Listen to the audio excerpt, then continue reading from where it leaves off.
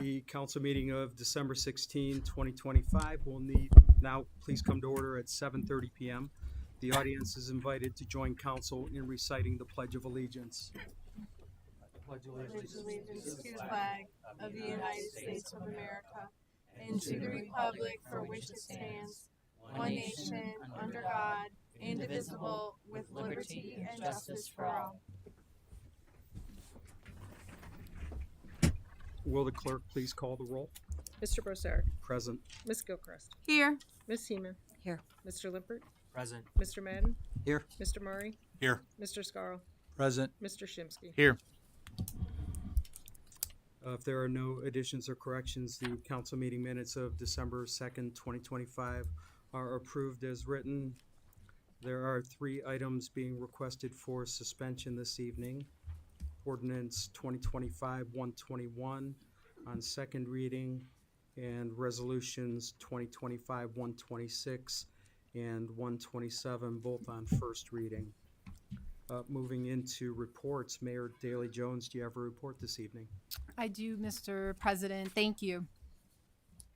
Registration for Juju's Dino Dash 2026, honoring the memory and celebrating the life of Julian Miles Wood, is now officially open for next year's Dino Dash.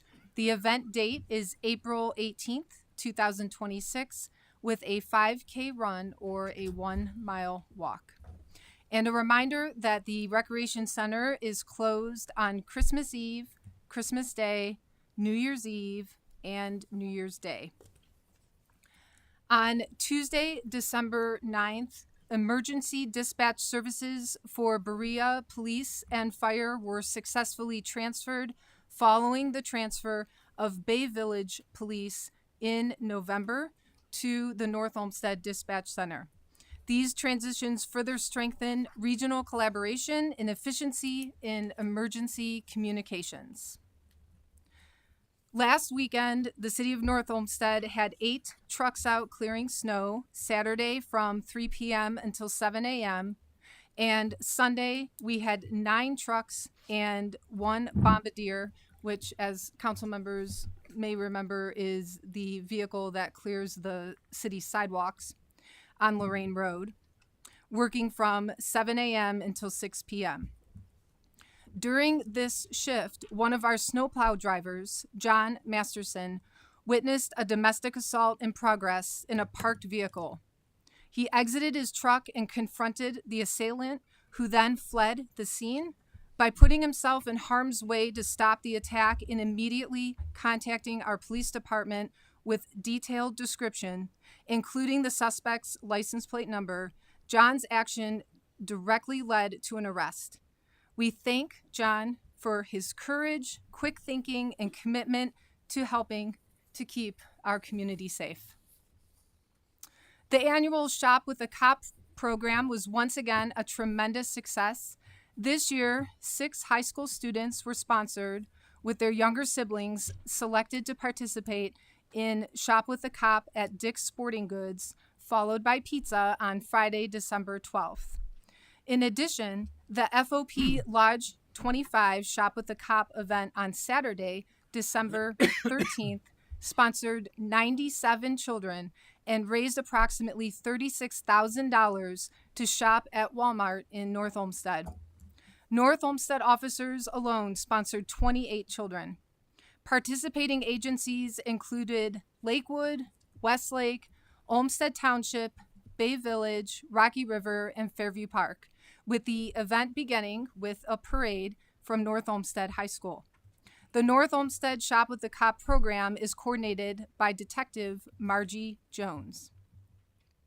In addition, city employees once again demonstrated their generosity through the annual Adopt a Family initiative. A total of $950 was raised at the city's annual Employee Appreciation Lunch held at Springvale, helping to support local families during the holiday season. We thank you to Georgia Wilder at the Oxcart Food Pantry for her coordination. And finally, it is with sincere gratitude we thank Carrie Kopfer for her dedicated service as Finance Director and Mary Ellen Heeman for her commitment to our community as councilperson for Ward 4. Your leadership, professionalism, and dedication have made a lasting impact on the city of North Olmsted. We are truly grateful for your time, care, and expertise that you have brought to your roles, and we wish you both the very best and continued success in your future endeavors. That, Mr. President, concludes my report. Thank you, Mayor. Director of Law, Garreau, do you have a report this evening? Thank you, Mr. President. I do. The city has been dealing with a situation over at Rocky River Municipal Court with a criminal charge, North Olmsted versus Salam, since 2024. The issue is a violation of North Olmsted's local restrictions on registered sex offenders. As you know, we have a larger radius of restriction than the state of Ohio does for things like schools and daycare centers. That ordinance was being challenged is as unconstitutional in the confines of that criminal case, and I'm pleased to announce that after fully briefing it and arguing it, that in Rocky River, Judge Hagan denied the motion to dismiss. The case will proceed. It will not be found to be in violation of any constitutional restriction here in Ohio. The matter is set for jury trial on February 11th, 2026. So our code survives. There may be an appeal to it, but I'm confident that our code will also find favor with if it should be appealed to the 8th District Court of Appeals, it should find favor with the judges. Secondly, I wanted to wish you all a Merry Christmas, Happy Holidays, a joyous holiday season, happy and safe to all of you and you. For Carrie, I was thinking tonight that what I might do was to bring forward to all of you for your viewing entertainment on these lovely screens. I have her first piece of literature. I save literature. I do. I have yours, Lou, too. Don't you laugh. I saved it. No, I don't know about that. That's scary. But I was going to bring it up here where she looks like she's 16. And that was in 1998. And I thought, I'd get in way too much trouble, so I will just explain it to you. But I've had the pleasure of working with Carrie Kopfer in different capacities since 1998. It's been a very long time, but it has been a pleasure. I know she is a dedicated public servant. I know she's a dedicated mother and grandmother and a member of her church and involved in daughter. And boss to the number of people in the finance department, and friend. And I think that as she leaves here, we lose a lot, but new beginnings, right? You get new chances, new beginnings, and that gives you a whole world of opportunity at our expense. But we also have an energetic new director coming in. He's got some big shoes to fill, but I'm optimistic and certain that he will do so. And I welcome Keegan aboard, and I'm happy to be working with him in the new year. And I wanted to say thank you to you again. I said that previously, but thank you, Mary Ellen. To you, best. I have your first piece of literature too. But best wishes to you and best of luck in your new endeavor. I'm sure it's going to work out very well for you. I know your energy will serve us all. We all are members of the Rocky River Municipal Court. She's leaving to become Clerk of Courts for Rocky River, of which we are a part. And I'm sure we will all be better for her service there. She's done wonderful things here, but the opportunities to have a great impact lie ahead. So thank you very much for your service. I wish you well. And that concludes my report. Thank you. Thank you, Director. Carrie, do you have a report this evening? First off, I don't know if you've seen Mr. Radov's shoe size, but I think that my shoes would not fit into his shoes. For the I think record, I it's have like- not seen Yes, this. well, the poor guy needs a new chair. I told Donna to put it in the budget because he's way too tall for the chair that I have. As I start my last council report, I want to thank the mayor and council and law director and all the administration for the recognition of a job well done as a public servant. I'm humbled and grateful to have served my community for these last 28 years. I also remember fondly all the people that I have worked with throughout the years to get the job done, and I am very blessed for having known them and worked with them. I would be remiss if I didn't thank my family for all the support and parades that they've had to do, extra things throughout the years. Dan, my son, was 5 and he's 34 now. And Amanda was 3 and is now 32. Sorry, I'm telling your ages. And my son-in-law, I'll refrain from your age, dear, Sean and Gabriella. I've added a few people along the way to help. I just want to say thank you, and I will miss you all. But I have many things that I'm going to do, and I am looking forward to doing them in the new year. And I wish you all a Merry Christmas and a happy, healthy, prosperous New Year. And thank you very much.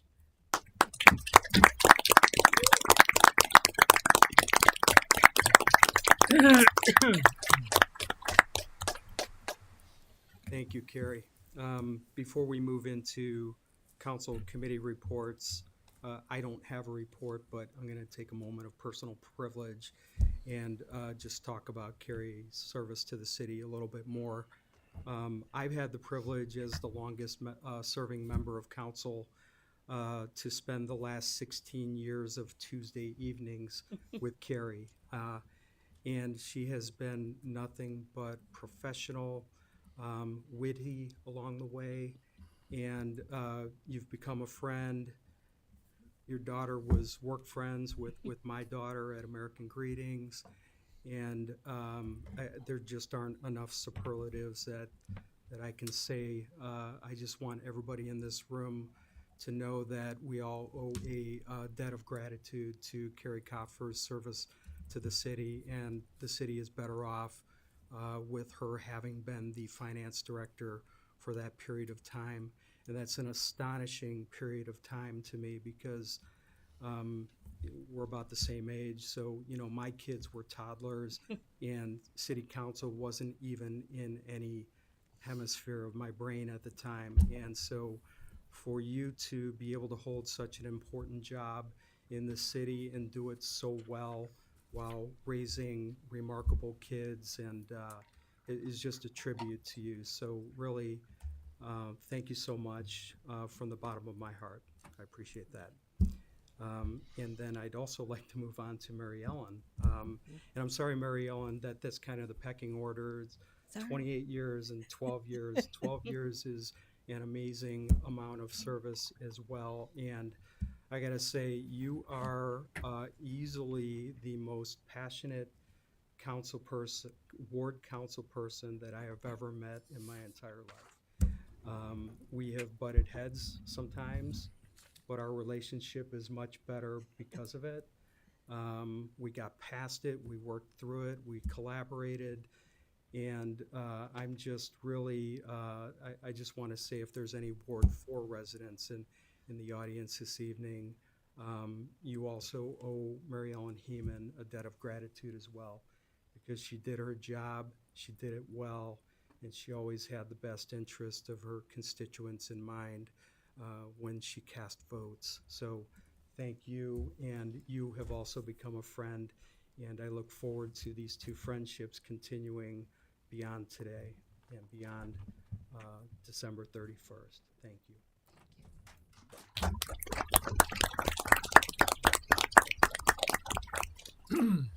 All right, moving into council committee reports. Councilman Lippert, Chairman of the Building, Zoning, and Development Committee, do you have a report this evening? I do, Mr. President. Thank you. The Building, Zoning, Development Committee met on December 9th, 2025 at 7:05 p.m. And I'll say the meeting concluded at 7:28 p.m. Present were committee members Limpert, Gilchrist, council members Heeman, Scarl, Madden, and Mari, Mayor, Law Director, Service Director, Chief of Staff to the Mayor, Safety and Service Director, and Councilwoman-elect Carr was there, which I noted, and guests. So she'll be joining us shortly. On the agenda was Resolution 2025-115, School Site Plan SOQ. And this is presented as a substitute resolution to the resolution reviewed on November 26th, 2025 that was held in committee. So I'm going to read that quickly. It was a substitute resolution authorizing the Director of Economic and Community Development to solicit statements of qualifications from qualified firms to provide site study and feasibility analysis. And those are kind of the key words of the change here, of pine, maple, and chestnut school property sites, and further authorizing the mayor, following approval of the Board of Control, to enter in the contract with the most qualified firm to provide such services. This was discussed in committee.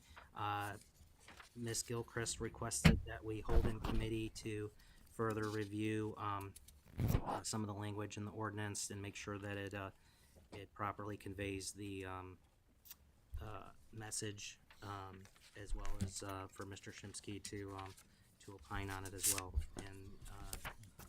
And the motion was made to hold in committee by a vote of 2-0.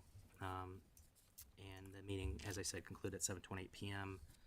Mr. President, at this time, I'd like to make a motion to replace current resolution 2025-115 from resolution originally introduced, and ask for a second. Second. Motion to replace current resolution 2025-115 from resolution originally introduced, made by Councilman Limpert, seconded by Councilman Shimsky. Roll call, please. Mr. Limpert, Yes. Mr. Shimsky, Yes. Mr. Scarl, Yes. Ms. Gilchrist, Yes. Ms. Heeman, Yes. Mr. Murray, Yes. Mr. Madden. Yes. Resolution 2025-115 is replaced by a vote of 7-0. Mr. President, I also have received a request to request a 30-day extension of the PDC recommendation on rezoning ordinance 2025-100, and ask for a second. Second. Thank you. Motion to extend the planning and design recommendation deadline by 30 days on ordinance 2025-100, made by Councilman Limpert, seconded by Councilman Shimsky. Roll call, please. Mr. Limpert, Yes, with comment. So, given that the applicant had requested an extension of the timeline, in the following the October meeting here, there was some recommendations for revision by the Planning Commission, and the applicant's requesting more time, and the administration has also recommended that be granted. I think there's definitely some questions about the viability of a zoning change there, but I'm gonna give the administration and the applicant, and I also would like a recommendation as opposed to a 30-day auto approval by the Planning Commission. So, yes, thank you. Mr. Shimsky, Yes, with comment. I believe that the commission deserves to weigh in on this matter. Mr. Scarl, No, with comment. I believe there was no effort made on behalf of the developer since the last 30-day extension. Additionally, neither council nor the residents knew why this legislation was not discussed at the December 10th Planning and Design Commission. This is the rezoning legislation, not the developer's plan, and I think the developer should have been prepared after the first 30-day extension. Thank you. Ms. Heeman, No with a comment. No, no, and no.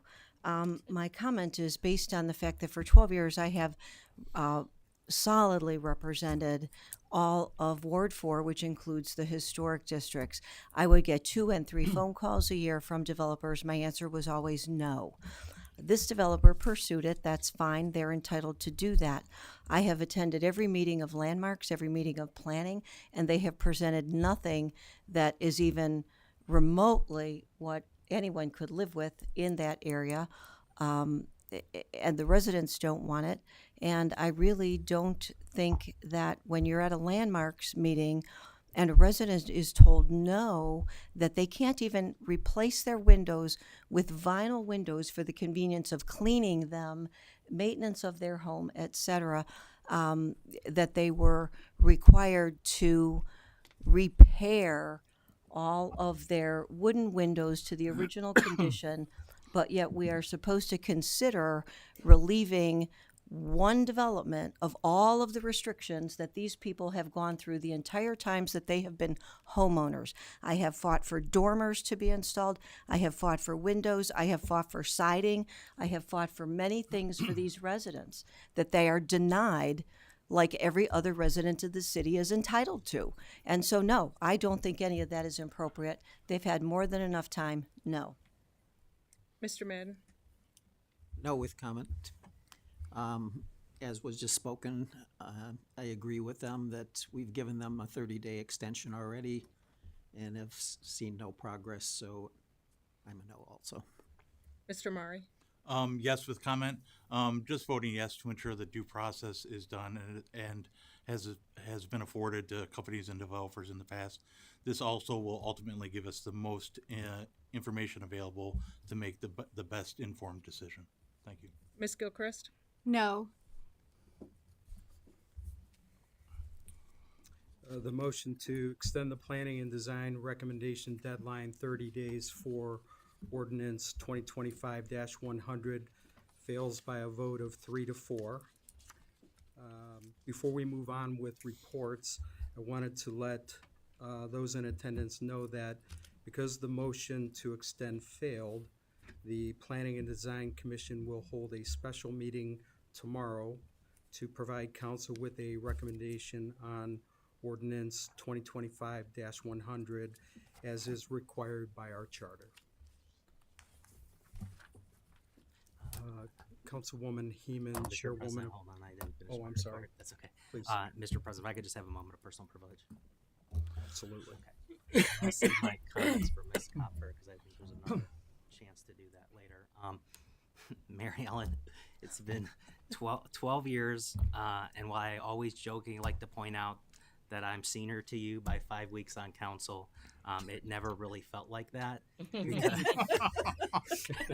you came in confident, blazing with energy, and you've carried that with you for 12 years.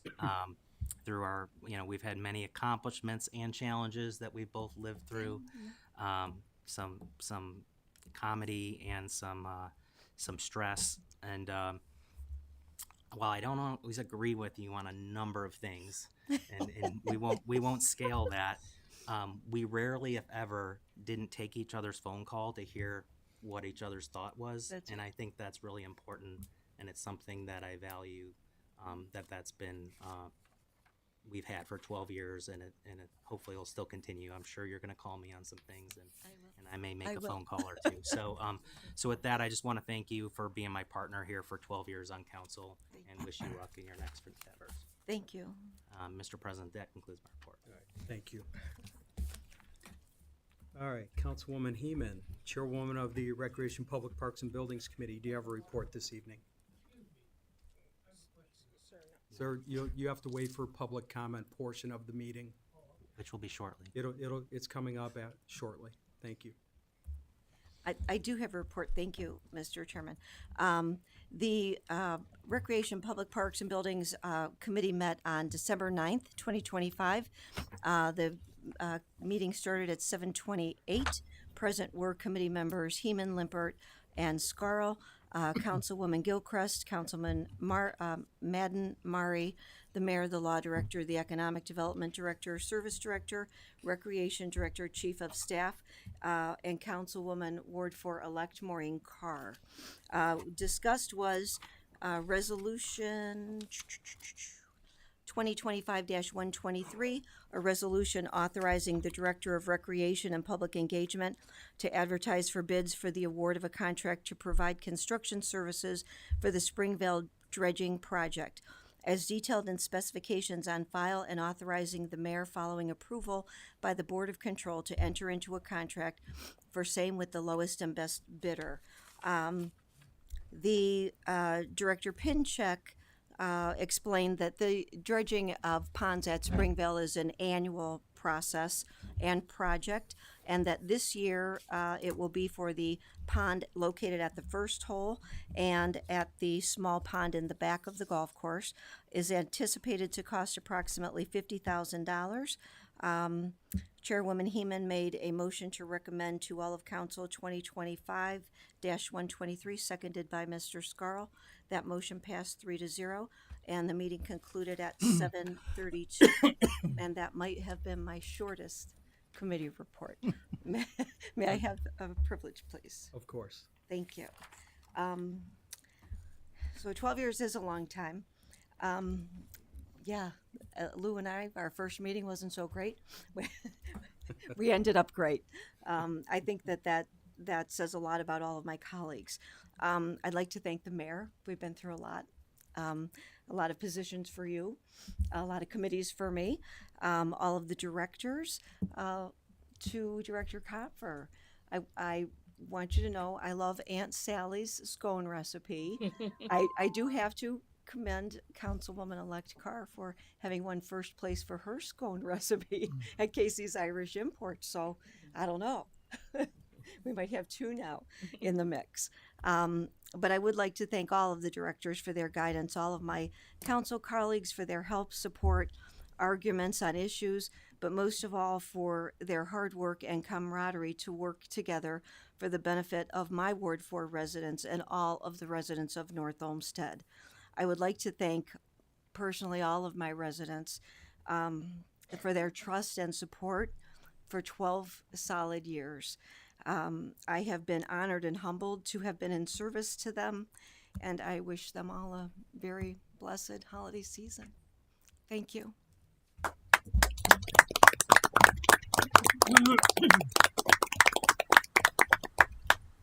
That concludes my report.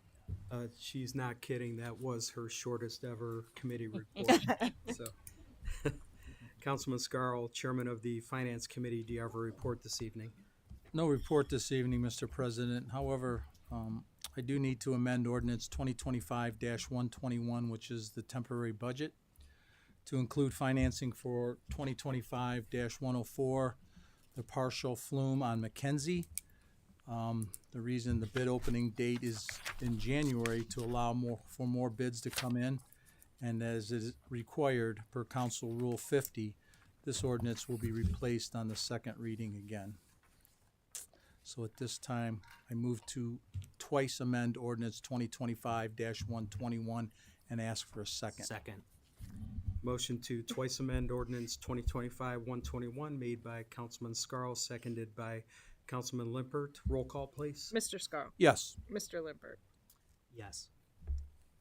Ms. Heeman. Yes. Mr. Murray. Yes. Mr. Shimsky. Yes. Ms. Gilchrist. Yes. Mr. Madden. Yes.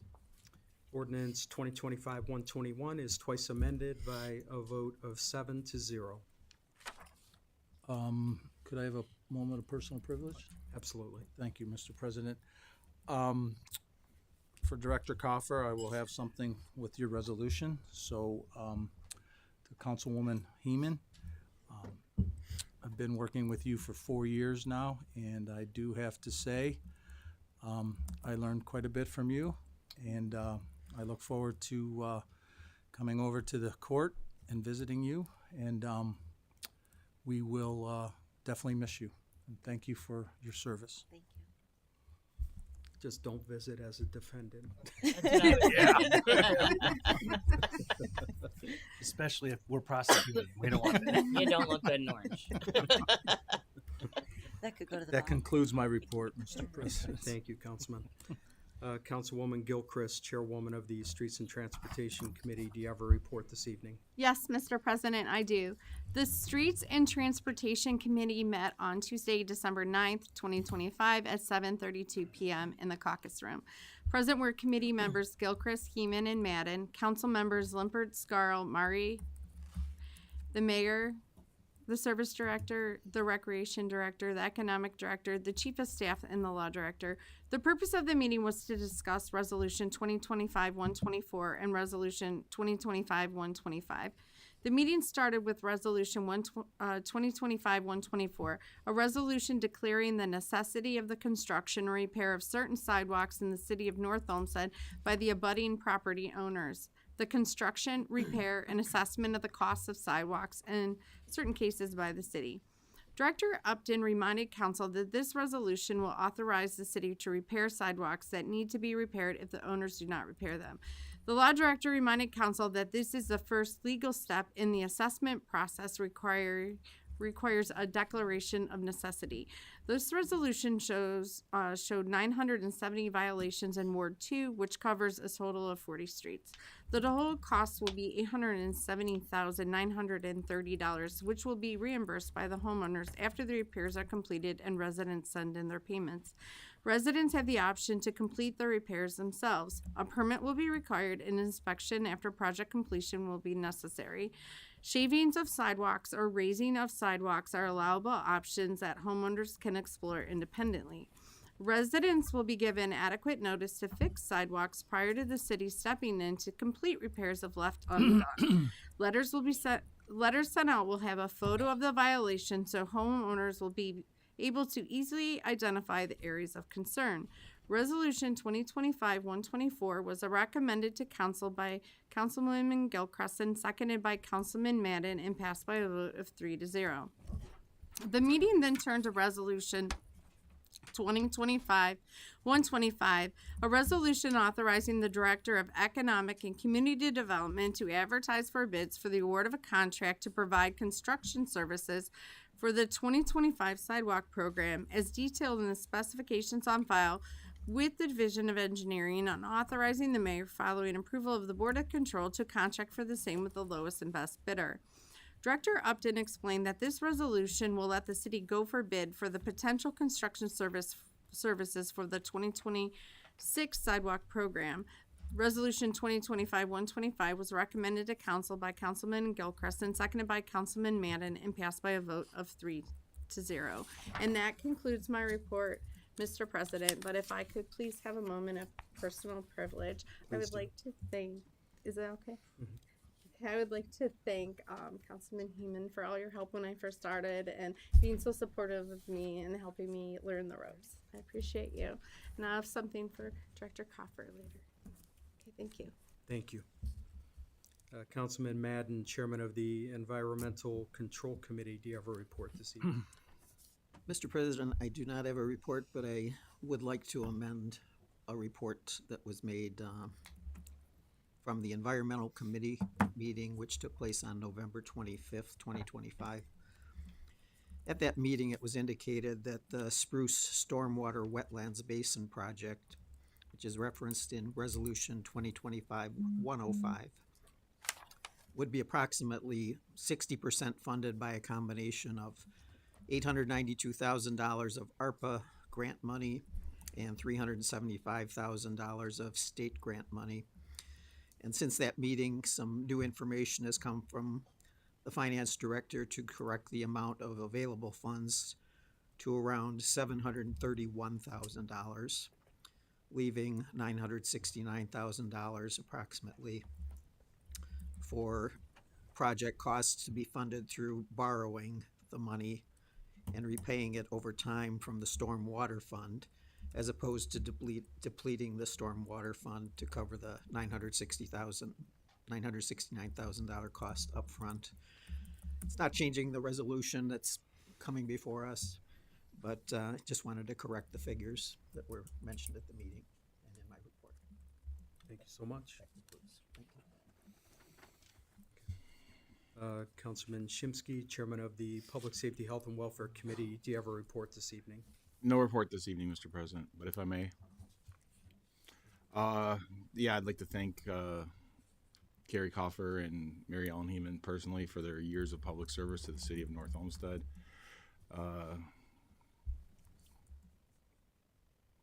When I first came on council, I said to Carrie in one of my first meetings, I'm going to take a day off work and come and look at the permanent budget for 2024. And I came up to her office and she handed me a binder about 4 inches thick, typeset I don't know, about -1. And she went over every line with me, and I couldn't be more appreciative. And for Mary Ellen, you know, we moved here in 2021. One of the very first people I met in this town was Mary Ellen Heeman. Our moving truck was in the driveway, and she was running for city council, Ward 4. And she came up and knocked on our moving truck. I thought my wife Marie was going to kill her. But Did she help you unload it? 2 years later, in 3 months, I was on the same council as her, and she was a tremendous help for me when I ran my race and all along the way these last 2 years. And I will miss her Wednesday morning, 7 a.m. wake-up calls to talk about what happened the night before at city council and how this is ridiculous or this is out of line. I can't believe this, but whatever. I just thank you both for your service to the city. The residents of this town have no idea what they're losing. I'm happy that Maureen and Keegan are coming on. I think they do have giant shoes to fill, and I will miss you guys on Tuesday nights. And that concludes my report. Thank you. And Councilman Mari, Chairman of the Intergovernmental Relations Committee, do you have a report this evening? No report, but if I may have a moment of personal privilege. Absolutely. Thank you. I too would just like to say thank you to Director Copper. Thank you so much for your years of service to North Olmsted. Thank you for always being available with any questions I may have had. I also met with you right when I first was appointed, and it was a very good meeting. You answered all of my questions. I do have some finance background, but you definitely were able to steer me in the right direction on a lot of things. So thank you for always being available for me, and I wish you the best of luck.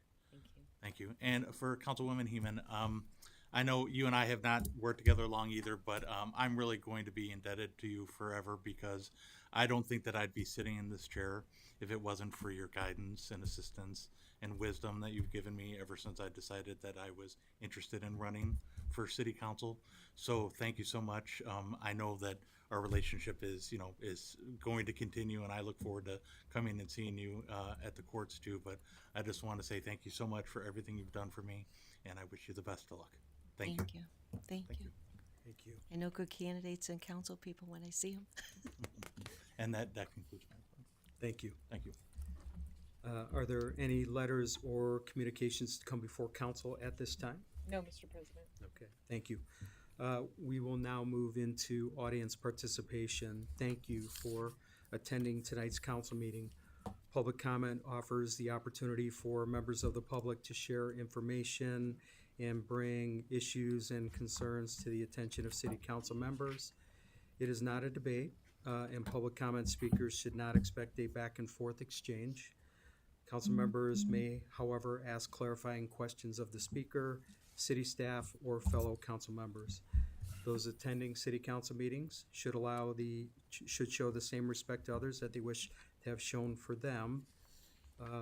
Before I invite the public to come up to speak, I just ask that if there's any members of Director Kopfer's family who would like to speak first, we'll allow you to go first, and then we'll move to the general public. So if there is anyone in the audience who would like to address council, please come to the podium, state and spell your name and address for the clerk. If you live in a city other than North Olmsted, please state the name of that city and proceed with your comments. You will have up to 5 minutes.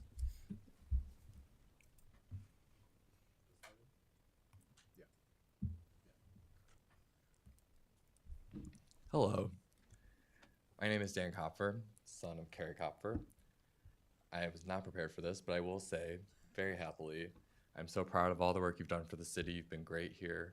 You've been an inspiration to both of us, and we're very proud and happy for you, and we look forward to your next adventure. Thank you.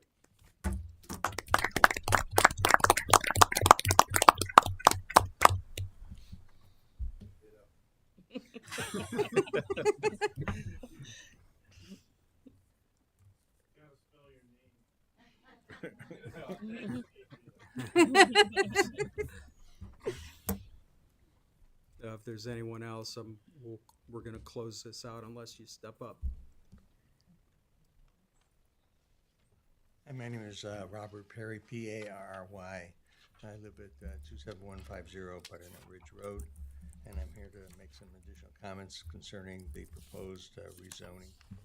The proposed PUD rezoning on an historic property in the middle of North Olmsted Historic District to allow multifamily development on the subject parcel at 25896 Butternut Ridge Road is an affront to the homeowners who live on Butternut and a betrayal of the very core of the historic district. Butternut Ridge, one of the first streets in the city, was developed over the last 200 years as a single-family area, evidenced by the lack of any apartments or multifamily or commercial uses. It was and is a street of stately homes, farmhouses, and historic structures, many on large lots, resulting in a spaciousness that is not found elsewhere in the city of North Olmsted. The current zoning for most of the street is single-family A zone, the largest minimum lot size in the city. The entire area on both sides of the street, from Columbia Road to Revere Road, including the subject parcel, is zoned single-family Zone A. The westerly end, west to Revere Road, is in the second zoning district of single-family, Zone B. This zone also limits the use to single-family homes, but allows slightly smaller minimum lot sizes. In the Zone A single-family zoning district, development is regulated to single-family lots with a minimum width of 80 feet and a minimum lot size of 13,200 square feet. The subject parcel contains a house built in 1863, and the parcel is listed as 5.5 acres in size, or just under 240,000 square feet. Under the current single-family A district, this parcel could be used as it is today, as one large single-family property. Or it could be subdivided into 5 one-acre parcels and retain the existing house and add 4 new homes.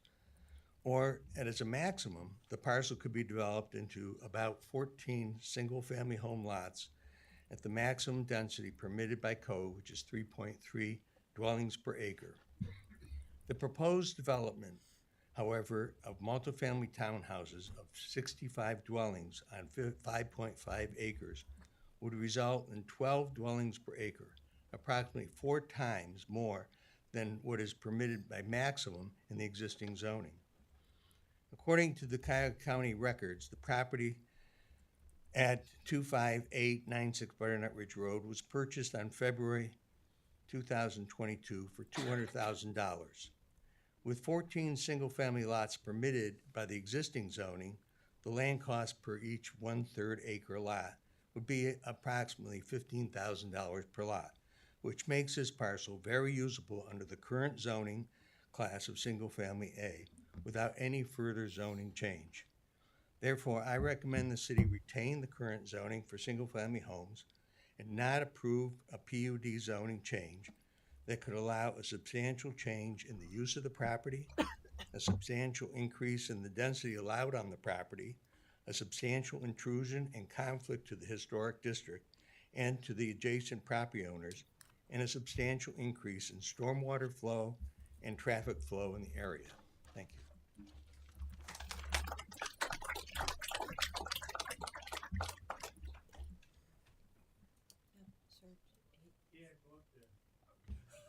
Excuse me, it takes me a little while. The back isn't what it was. John Adamczyk, 6014 Sandpiper. I don't really have much to add to that gentleman's presentation, which was excellent. But I do have 2 questions to the council. First, is it important to North Olmsted to retain its historic history? Is that a value or not? Because this is where you're talking about. I'd also like to ask a following question. I live on property that abuts North Olmsted Golf Course. In that development, there's other properties that abut Springvale. If you look at those homes, they're unique. I would say that maybe 2,500 square feet, each one. It's wooded. As far as I know, the maximum price of a house that was sold was on the order of 500,000, slightly under. What I read is that this developer is claiming he's going to sell, or they're going to sell these properties, which are, and I don't like the word townhouses. Go to Georgetown, go to Manhattan. Those are townhouses. This is cluster homes. They're no different than what's going out in Homestead Falls, and Ryan's putting up for far less.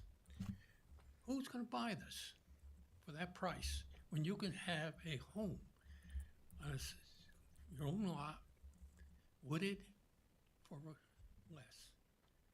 Who's going to buy these?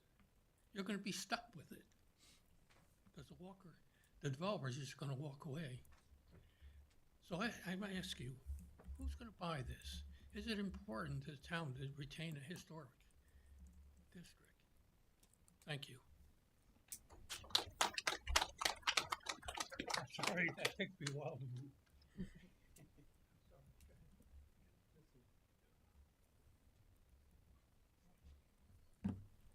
Hello, my name is Tony Sapienza, 25760 Butternut Ridge Road. I live 3 houses away from the project, a bit off home here.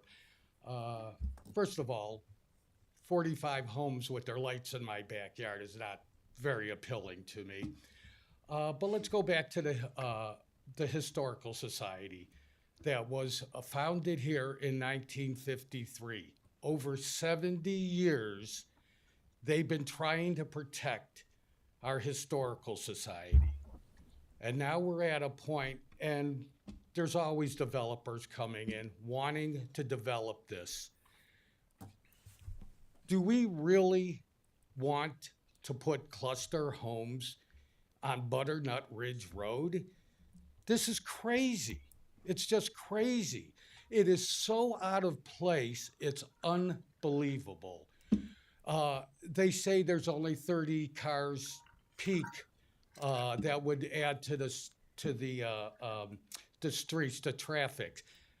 They don't account for landscapers, carpenters, all sorts of people, trash people, which is another thing. The trash, garbage men aren't going to stop at every cluster home to pick up trash. There's going to probably be a local trash bin. If you ever live next to a department store or something and hear the dumpsters coming at 6 o'clock in the morning to deliver the dumpsters, that's your alarm clock. That's what we're going to be hearing. The lights, the flood, the extra water coming out of there is ridiculous. All you have to do is drive down Butternut Road. I don't even know if there's a house without a sign in front of it that says, save our historic district, no 45 homes. Not only Butternut Ridge, we see them on Stearns, we see them on Decker, we see them on Porter, we see them on Mastic, we see them on Kennedy Ridge. Nobody wants this in our historic district. If anything, we should be giving tax breaks or some kind of grants to people that keep up these homes, these historic homes, not move in new stuff. And it's not just that piece of property. Catty corner to that, there's 9 acres. The city owns it.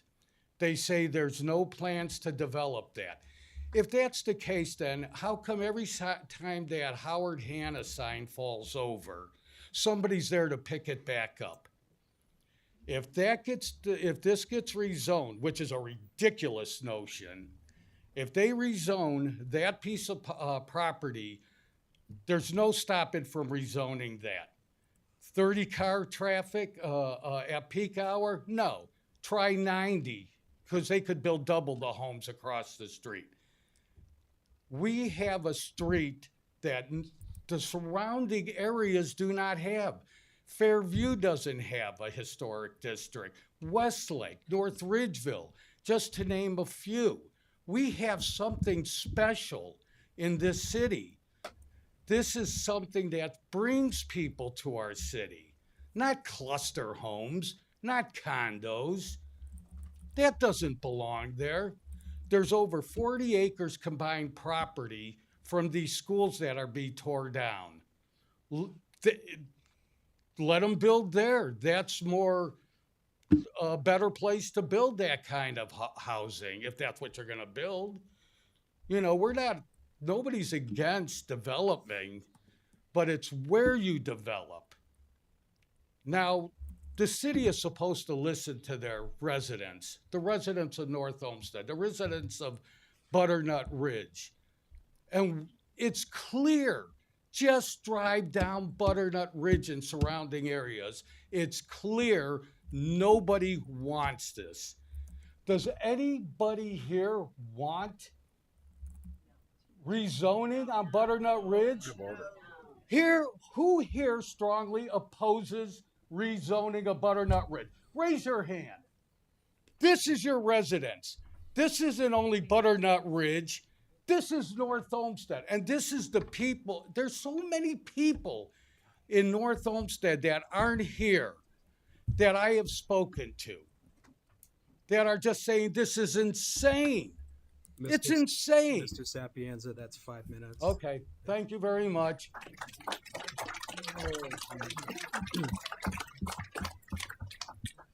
Hello, I'm Diane Sapienza, 25760 Butternut Ridge Road. I also am very much opposed to the new development and rezoning. Thank you very much. No. Mr. President, can I? Director Garreau.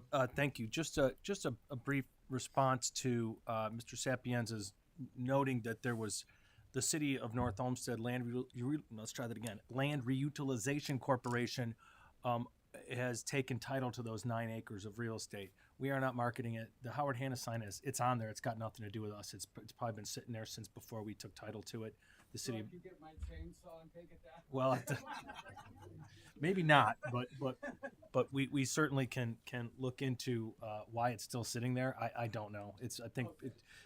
You'd be surprised what happens on city property when no one's paying attention, I guess. But when we do find out about things like that, we'll take care of it. But the city's not actively have engaged an agent to sell the property. So just to make that clear. Thank you. I'm Robert Sharp, SHRP 25407 Butternut Ridge. I'm going to talk about some specifics here opposing this plan. Besides all the petition signatures and the signs and everything else, after the initial presentation by city officials and the developer, we studied the 2025 comprehensive plan. We found overwhelming specific documentation that the development is not compatible with the plan. Once we became familiar with the 2025 plan, it was stunning how weak the belief in compatibility was.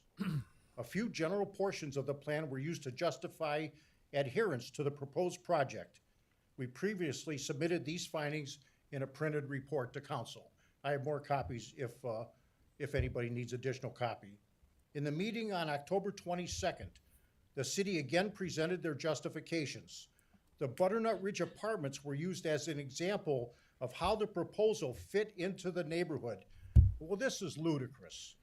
The apartments are not part of the historic district. They were built before there was a historic district. They don't exit onto Butternut Ridge, and they were forced on us in place of Kmart. Another stunning statement was that the city owns a lot on the south side of Butternut and have no plans to develop that property. That's probably true.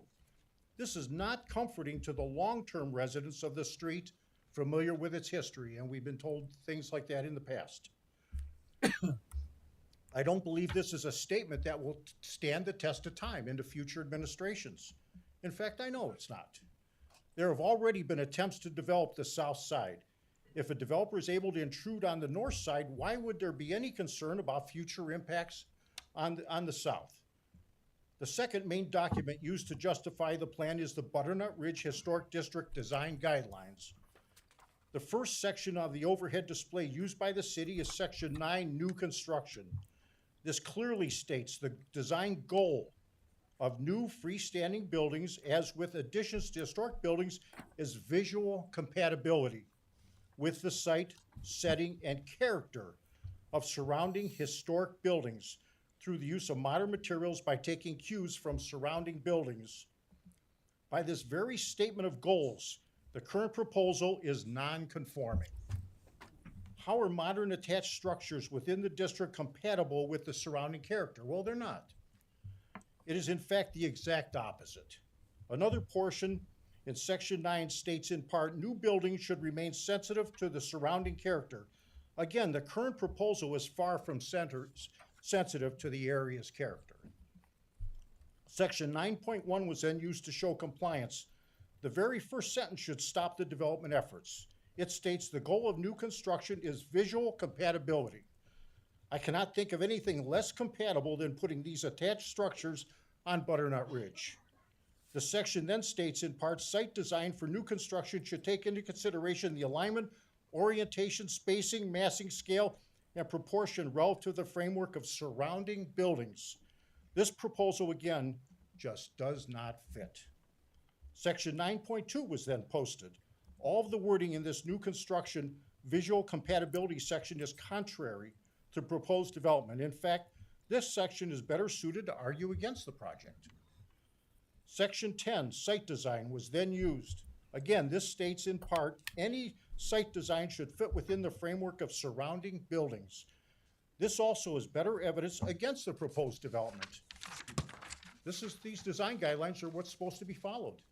Other areas of the design guidelines document provide further evidence of inappropriateness. In the quick reference section, it states the collection of historic resources within the Butternut Ridge Historic District has created a unique community identity, neighborhood environment, and sense of place that cannot be replicated. It can be destroyed, but not replicated. It further states design review protects the important character-defining features of the district. If these guidelines have meaning, the character-defining features will be substantially altered. The community identity will also be damaged, as this substantial change should be rejected. Section 1.1, History of Butternut Ridge. It is stated Butternut is a source of pride for residents of the neighborhood, and as we're certainly finding out, the community at large.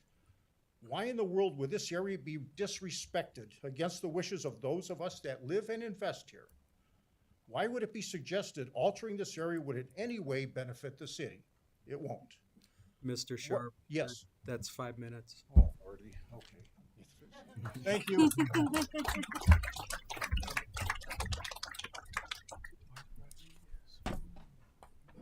Mark Rodriguez, 26747 Butternut Ridge. We have lived on Butternut for 38 years. We moved here because of the character of the homes and tree-lined streets. Our home has been meticulously brought back to more of its original character. We have spent a lot of money, time, sweat, equity into our home. Not only were many of the windows painted shut, but all the baseboard moldings and oak staircase and maple woodwork and flooring had to be brought back to more of their original appearance. We recently spent $10,000 to repair our slate roof. I know many of my neighbors have been down the same road on their homes. I've seen it firsthand. On Butternut, each home is unique. Thank goodness there are no houses that have been slapped up and crammed into puny lots with cookie-cutter designs and questionable materials and workmanship. With our high tax rate, the city should have no financial issues compared to all the communities around us. The need to expand with more people and generic houses makes no sense on Butternut. This proposed development has not only is a slap in the face to all those who live on Butternut, but it is a downright infringement on the very essence of why this historic district was established. Do the right thing, council men and women, and turn away this illogical change to our city's historical core. The city wants to build more homes. Why not use the land of Pine, Chestnut, and Maple schools where developments exist, or on Lorraine Road West? Thank you.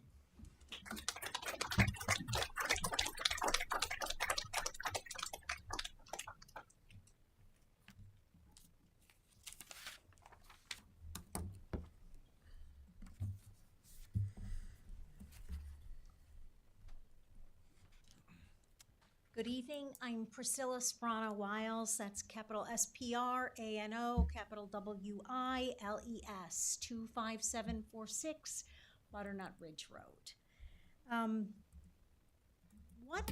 What is it that makes Butternut Ridge Road so special? What is it that makes these century homes so unique? We have drafty windows. We have uneven floors. We have creaky stairs. But we also have the history of North Olmsted. And as one of the current homeowners and stewards of Butternut Ridge Road, I respectfully ask that not only for the current residents of North Olmsted, but also for our next generation, that you choose to preserve our city's historic district by voting no on the rezoning of Butternut Ridge Road. Thank you.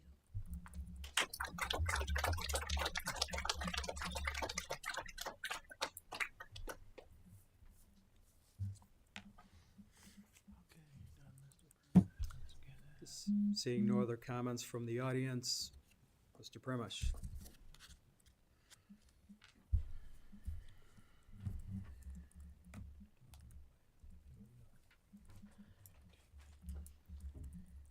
Hello, my name is Donald Primish. Primosch. I live at 6064 Stafford Drive, North Olmsted, Ohio, 44070. I've been talking about 6078 Stafford for the past 7 meetings. Nothing's changed. It's too cold. There's 12 inches of snow on the ground. The players are still coming to the house. I saw yesterday the blonde girl at 6238 coming to the house. Why? She's nothing but a troublemaker. I have nothing to say about it. It's been quiet, okay? Keep snowing. The next thing I'd like to talk about is the parking lot out there. I thought it's really dark out there. The last meeting I came to, I mean, you got all the Christmas trees and this first floor is all lit up, and it was lit up today. But last meeting, it was dark. It was bad. Now I'd like to talk about the parking lot. It's too dark. There's only 2 lights on the north side and on the south side. I'm asking for maybe 2, 3 more of those towered lights put between the cars there. Maybe you can work it in there. You'll have to check it out, how much light you're gonna need. I'm asking for 4 towering lights to be put in the middle of the parking lot, and that's what I said, okay? Like the baseball field, you know those lights at the baseball field you put all around there? Those are really light. There's 4 big lights on those now, and it's gonna light up that baseball field. You'll be able to catch the ball now. I also like to, if you could do something with the lights on the ramp, make them brighter. Now, I came in on the south side of the ramp and you came in here, they were out. They weren't on. So maybe you could fix that, but I'd like to see a lighter, more light come out of those ramps where you come in up the ramp and those lights right there. They're just too dark in that. That's what I'm asking for. I like to feel safe. I got 92 more times to come here. I'd like to feel safe. You know, I came down Lorraine Road, and I passed the Mercedes-Benz. There's like lights, those towering lights, every 18, maybe 20 feet. It's all lit up. They light up their area. Why can't we light up our parking lot? That's what I'm just asking for.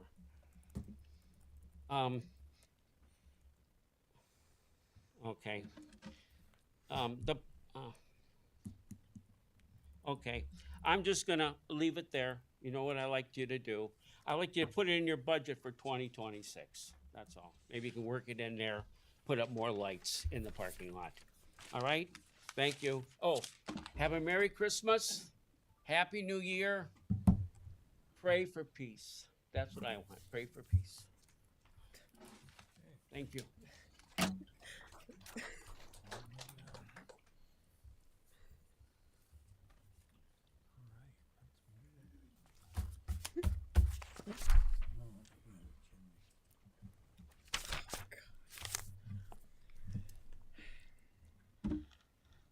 Yvette Bovard, Bovard,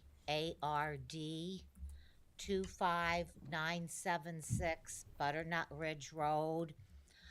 Don't really have anything new to add about the Butternut Ridge development. Everyone has said it very eloquently. I am naive enough to think that city council votes the way the people of its city would like. Perhaps there is a whole group of people that want this development. I don't know who they are. Perhaps they have contacted you. No one that I spoke to in the city of North Olmsted is pushing to rezone one individual homeowner's house. And where is that homeowner? I see a development company here that is not a citizen of North Olmsted. Of course they want the development. They don't care about North Olmsted. They care about making money, which is their job and nothing wrong with that. I'm here just to say that I don't want it to be at the expense of where I live and where I've lived for 20 years and why I moved here. I'm not anti-development. I'm anti-development in a historical district, and I'm sure you've heard enough from everyone, and I will end it there. Thank you.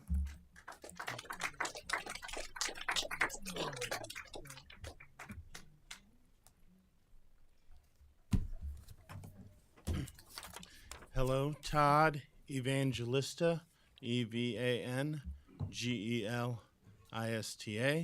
and I live at 26031 Butternut Ridge Road, and that house was built in 1835. So, anyone? But that was, the Martindales lived there for 50 years, 60 years. And Mr. Martindale would have liked to be here tonight, but he had some complications and is in the hospital. One of the things that I haven't really heard a lot about is the preservation of nature. We used to have a lot of trees on Butternut, and that area that they're talking about, just knocking down all the trees provide a windbreak, so when that wind comes through, it drops all its snow in that area and doesn't hit us. It's right next to the highway, so it provides a sound break. They really suck up the water. If you get rid of all those trees, then that water got to go somewhere. It provides a habitat for the animals, and talking about the traffic, they're like, 30 cars peak times isn't going to hurt that much. But I think we've all seen dead animals along Butternut because of all the traffic there. Anyways, I say vote no.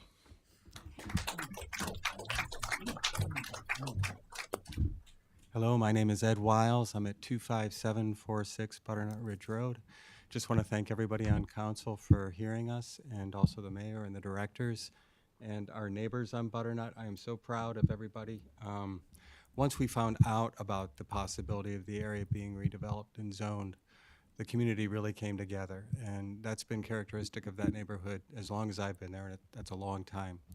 I would just ask council to consider, when they're considering rezoning a single-family area of the city, the residents should be made aware of that. And I don't know what the policy is, but I feel like it was a fluke that we found out about the initial proposal. And fortunately, a couple of us have been involved in these kinds of efforts previously, and we're pretty vocal to our neighbors and got a lot of support. But I do think there should be I don't know if it's a policy or a procedure where residents of a particular neighborhood that's being considered for rezoning be notified. The integrity of our historic district depends on its single-family nature, and that's very important to all of us. Thank you.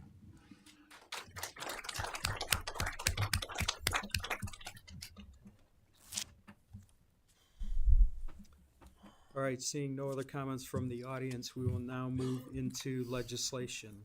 Legislation on third reading, ordinance 2025-92, introduced by Mayor Jones, an ordinance repealing ordinance 2017-32 and chapter 1119 of the codified ordinances of the city of North Olmsted, entitled building permits and certificates of occupancy, and establishing a new chapter 1119 of the codified ordinances of the city of North Olmsted, quote, building permits and certificates of occupancy, end quote.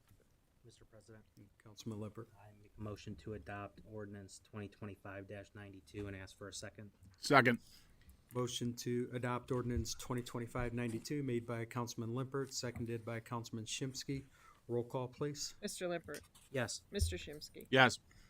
Mr. Scarl. Yes. Ms. Gilchrist. Yes. Ms. Heeman. Yes. Mr. Murray. Yes. Mr. Madden. Yes. Ordinance 2025-92 is adopted by a vote of 7-0.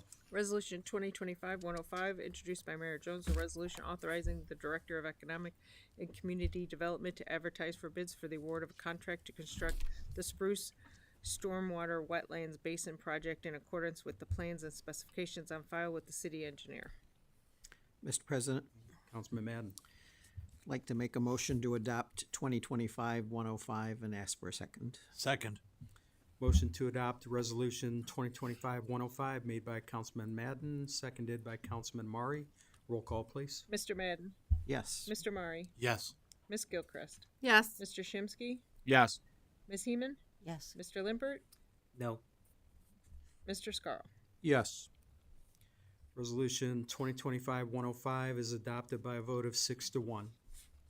Resolution 2025-106, introduced by Mayor Jones, a resolution authorizing the mayor to purchase a Cummins diesel generator system for Fire Station 1 through the Sourcewell Cooperative Purchase Program at a cost of $119,699. Mr. President, Councilman Shimsky.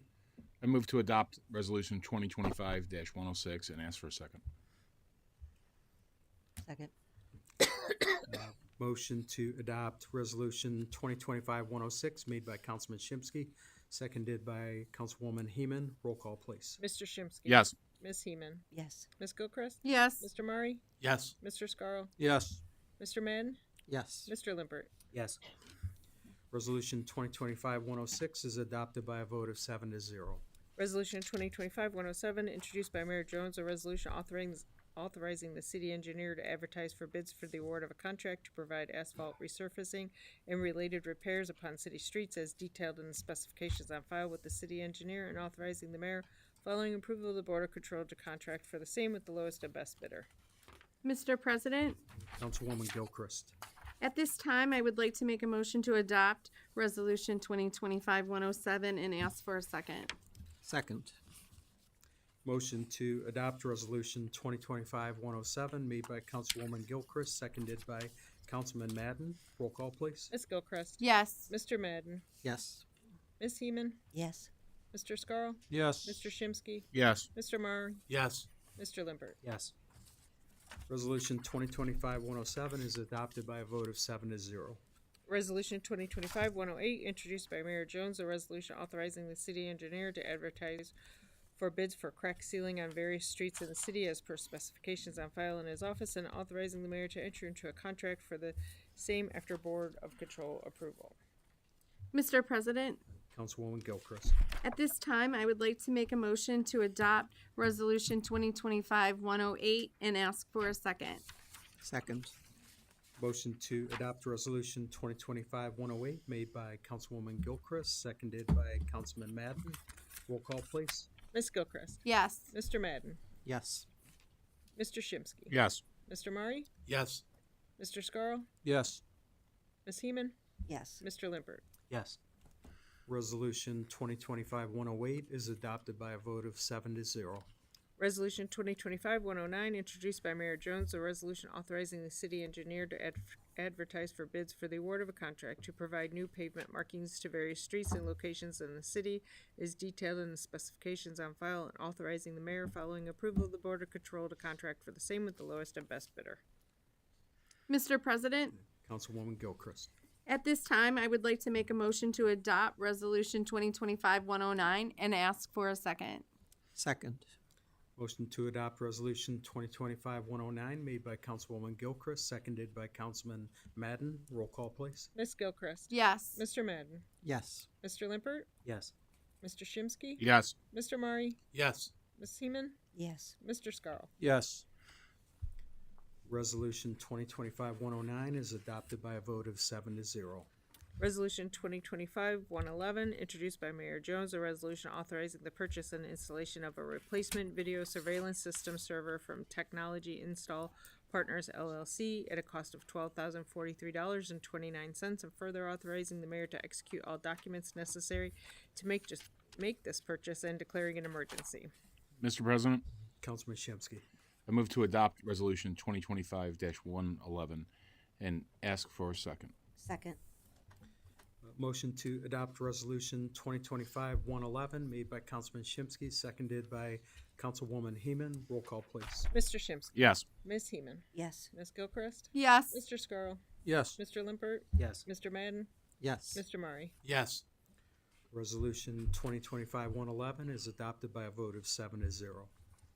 Resolution 2025-112, introduced by Mayor Jones, a resolution authorizing the purchase and installation of a fire alarm and fire suppression system in the North Olmsted Police Department through the state purchase program from S.A. Communal at a total cost of $106,500, and further authorizing the mayor, following approval of the Board of Control, to execute all documents necessary to make the purchase.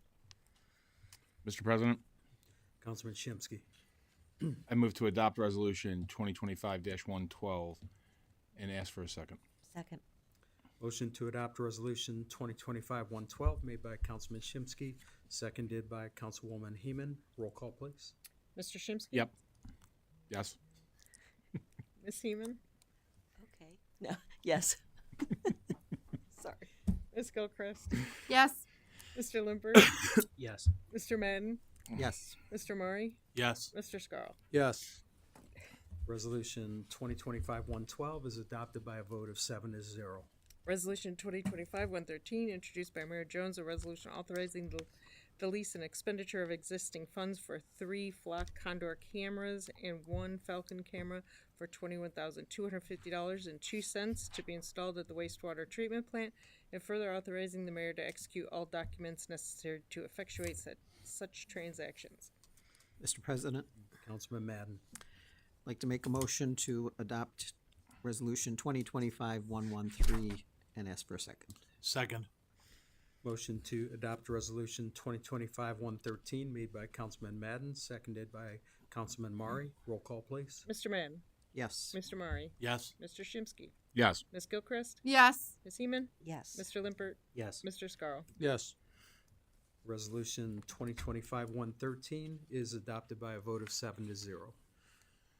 Legislation on second reading, ordinance 2025-121, introduced by Mayor Jones, an ordinance to make and transfer appropriations for current expenses and other expenditures for the city of North Olmsted for the year ending December 31st, 2026, and declaring an emergency as twice amended. Mr. President, Councilman Scarl. I move to suspend the rule requiring 3 readings for ordinance 2025-121, as this was discussed in caucus and amended this evening in order to include all financing necessary to carry the city through the first quarter of 2026, and I ask for a second. Second. Motion to suspend the rule requiring 3 readings for ordinance 2025-121 made by Councilman Scarl, seconded by Councilman Limpert. Roll call, please. Mr. Scarl? Yes. Mr. Limpert? Yes. Ms. Gilchrist? Yes. Mr. Shimsky? Yes. Ms. Heeman? Yes. Mr. Murray? Yes. Mr. Madden? Yes. That motion passes by a vote of 7-0. If there is anyone in the audience who wishes to address council regarding ordinance 2025-121 only, please approach the podium now. Seeing none, Mr. President, I move to adopt ordinance 2025-121 and ask for a second. Second. Motion to adopt ordinance 2025-121 made by Councilman Scarl, seconded by Councilman Limpert. Roll call, please. Mr. Scarl. Yes. Mr. Limpert. Yes. Mr. Shimsky. Yes. Ms. Gilchrist. Yes. Mr. Madden. Yes. Mr. Murray. Yes. Ms. Heeman. Yes. Ordinance 2025-121 is adopted by a vote of 7-0. Resolution 2025-123, introduced by Mayor Jones, a resolution authorizing the Director of Recreation and Public Engagement to advertise for bids for the award of a contract to provide construction services for the Springvale dredging project as detailed in specifications on file, and authorizing the mayor, follow approval of the Board of Control, to enter into a contract with the contract for same with the lowest and best bidder. Resolution 2025-124, introduced by Mayor Jones, a resolution declaring the necessity of the construction and repair of certain sidewalks in the city of North Olmsted by the abutting property owners, the construction, repair, and assessment of the costs of sidewalks in certain cases by the city. Resolution 2025-125, introduced by Mayor Jones, a resolution authorizing the Director of Economic and Community Development to advertise for bids for the award of a contract to provide construction services for the 2026 sidewalk program as detailed in the specifications on file with the Division of Engineering, and authorizing the mayor, following approval of the Board of Control, to contract for the same with the lowest and best bidder. Legislation on first reading. Resolution 2025-126, a resolution acknowledging the outstanding public service of Carrie B. Kopfer and declaring an emergency. I introduce and place on first reading and request suspension of the rule that requires 3 readings and formal committee review.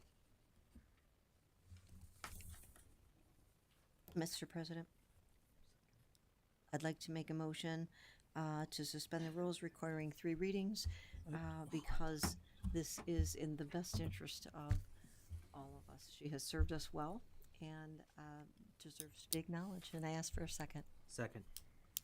Motion to suspend the rules requiring 3 readings and formal committee review for Resolution 2025-126 is made by Councilwoman Heeman and seconded by Councilman Limpert. Roll call, please. Ms. Heeman. Yes. Mr. Limpert. Yes. Mr. Madden. Yes. Mr. Murray. Yes. Ms. Gilchrist. Yes, with comment. Oh, yes. Mr. Scarl. Yes. Mr. Shimsky. Yes. All right, that motion passes by a vote of 7-0. If there is anyone in the audience who wishes to address council regarding Resolution 2025-126 only, please approach the podium now. Seeing none, I'd like to make a motion to adopt 2025-126 and ask for a second. Second. Motion to adopt Resolution 2025-126 made by Councilwoman Heeman, seconded by Councilman Limpert. Roll call, please. Ms. Heeman. Yes, with a comment. Director, thank you for everything, always, for being a business friend and a grandma friend. Everything you've loaned me when mine come to town, and everything we've shared. Thank you. And I look forward now we can go to dinner. No more Tuesdays. Thank you. Yes.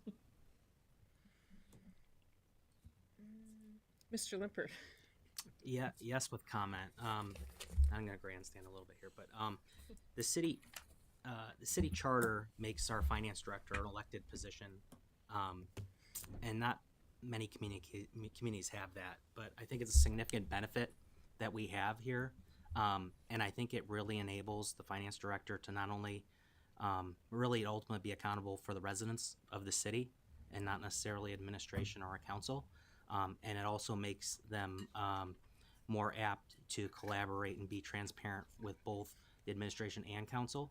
And I think Ms. Kopfert has epitomized that throughout her time here, not only from the 12 years I've been here, but long beyond that from people that I've talked to who've previously been serving here in the city.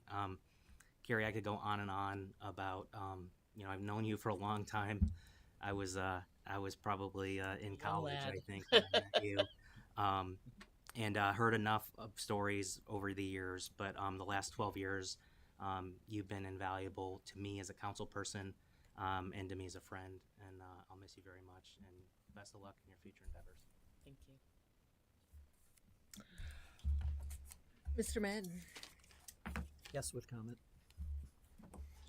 Director Coffer, we've also known each other for many years, all the way back to Danny's days in Hot Stove. And I want to thank you for all of your years of service. You exemplify what a public servant is about. So thank you for that, and we'll see you around town. Absolutely, thank you. Mr. Murray? Yes, with comment. Once again, I just want to say thank you so much for everything you've done for the city, and I wish you the best of luck in the future. Thank you. Thank you. Mr. Scar? Yes, with comment. Director Coffer, I've been working with you for 4 years since I've been on council. But I'd like to talk about the last year, especially when I became finance chair. It was a real eye-opener for me to learn about the finances of our great city. And I cannot be more thankful for what you've showed me and brought me up to speed with everything, and really appreciate it. And you're definitely going to be missed. Look forward to working with Mr. Radiff as the new director, and wish you best of luck in your endeavors. Thank you. Ms. Gilchrist? Yes, with comment. So I've known your name so long. And when I first started here, my husband said, if you need anything, go to Carrie, because you can trust her. And I appreciate the friendship and all the explaining and helping me along the way.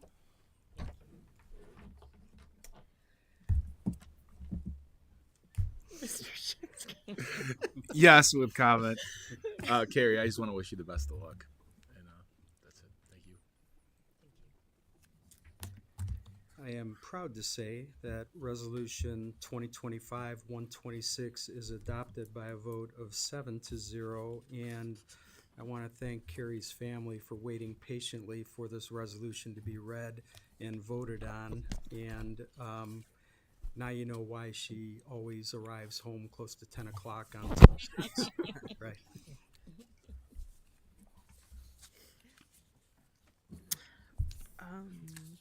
Resolution 2025-127.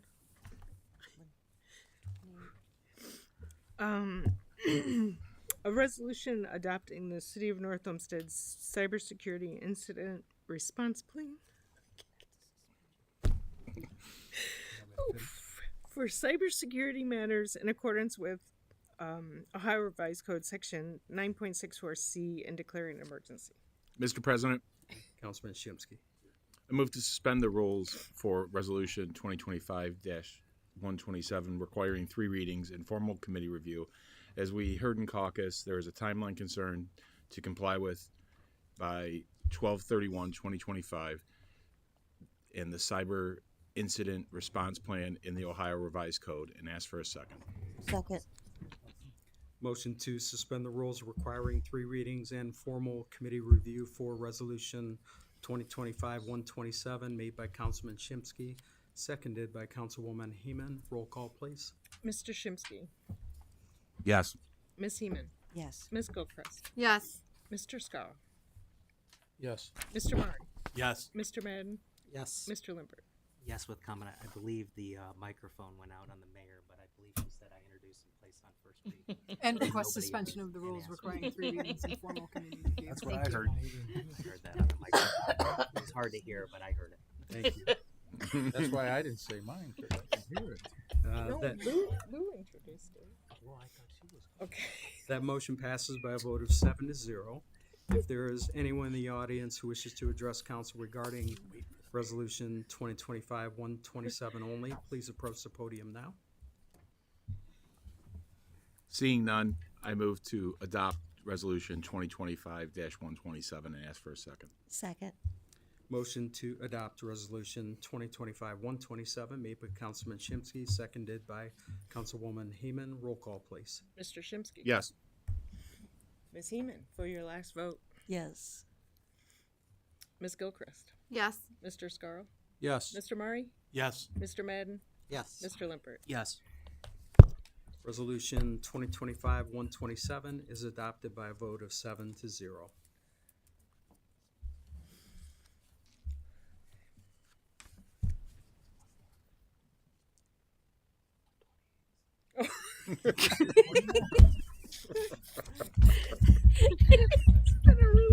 We never had this much fun.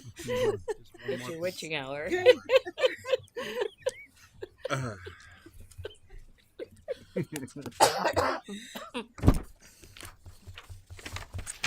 I'm gonna get through See this what without you- see laughing. what you've done, Karen? Do you want me to read the Yeah. last one for you? Resolution You've done this before. 2025-128, a resolution authorizing the Director of Human Resources to solicit statements of qualification, SOQ, from qualified firms or individuals to serve as the city's labor negotiator, and further authorizing the mayor, following approval of the Board of Control, to enter into a contract with the firm or individual selected in the SOQ process and declaring an emergency. Mr. President, I introduce and place on first reading. I heard that one. Moving into scheduling committee meetings for Tuesday, January 6th, 2026. Councilman Limpert regarding building, zoning, and development. I am not going to schedule a meeting at this time, but we can look forward to more meetings next year. Thank you. And then Councilman Scarl for finance. Thank you, Mr. President. I'll be scheduling Resolution 2025-128 at the January 6th council meeting in order to schedule any other legislation at that time as well. Thank you. Thank you. And Councilman Murray for intergovernmental relations committee meeting. Yes, thank you, Mr. President. Mr. President, I'd like to schedule an intergovernmental relations committee meeting for Tuesday, January 6th, 2026 at 6:30 p.m., wherein we will adjourn into executive session. Thank you. Thank you. Before we close this meeting, I would invite Director Kopfer to bang the gavel and close this meeting out. Can you do that for us? Do I have to hit the wood or can I hit something? Lose closest. With the agenda being completed and there being no further business to come before council, this meeting of December 16, 2025 is adjourned at 9:02 p.m.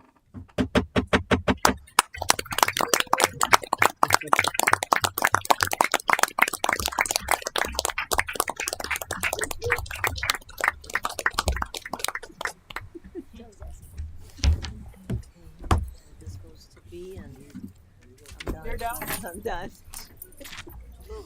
Now I can become an advocate resident. That's so patient. Yeah. Oh, yeah. Yes.